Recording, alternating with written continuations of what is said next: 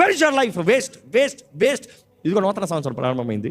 ఇదిగో 15 రోజులు అయిపోయి ఏం చేసావు? 15 రోజుల్లో ప్రతిరోజు ఏం సాధించావు? ప్రతిరోజు దేవుని మహిమతో ఏం జరిగించావు? నీ జీవితంలో ఏం నేర్చుకున్నావు? ఏంటి విలువైంది నువ్వు సాధించింది ఏంటి? ఒక విశ్వాసి తన జీవితంలో ఉన్న ప్రతి దినాన్ని జాగ్రత్తతో దేవునికి లెక్కప్ప చెప్పాలని భయంతో వాడతాడండి.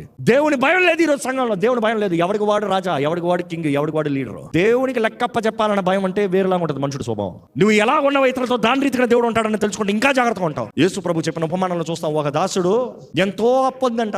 యజమాని దగ్గరకు వచ్చి, అయ్యా ప్లీజ్ క్షమించవా, ప్లీజ్ కరుణించవా, నాకు పిల్లలు ఉన్నారయ్యా, నాకు భార్య ఉందయ్యా, చూసుకోయ్యా ప్లీజ్, నన్ను చెరసాలేస్తా, నేను ఎప్పటికీ తీర్చలేనయ్యా. జాలి కలిగిన యజమాని మొత్తానికి తన రుణాన్ని కొట్టివేశాడంట. కానీ అదే దాసుడు బయటికి వెళ్ళి తనకి క్షమాపణ పొందిన దాంట్లో 1%, 0.1% అని చెప్పచ్చు ఈక్వేషన్ ప్రకారం చూస్తే. అసలు ఏమాత్రం లెక్కే కాదు. చిన్న అమౌంట్ ఆయనకి అప్పు ఉన్నాడంట. వాడిని పట్టుకుని కొట్టి నా అప్పు తీరుస్తావా తీర్చవా అని చెప్తే ఆ మనుషుడు అదే అడుగుతున్నాడు. ఈయనేమది కూడా, అయ్యా నాకు పిల్లలు ఉన్నారయ్యా, నాకు భార్య ఉందయ్యా, అయ్యా నన్ను చెరసాలేస్తా, నేను ఎప్పటికీ తీర్చలేనయ్యా అంటే ఆయనని చెరసాల్లోకి వేయించాడంట. ఆ సంగతి విన్న యజమాని ఏం చేశాడు? కరుణ పొందుకున్న వ్యక్తి కరుణ చూపించకపోతే అదే శిక్ష తనకి వేయించాడంట.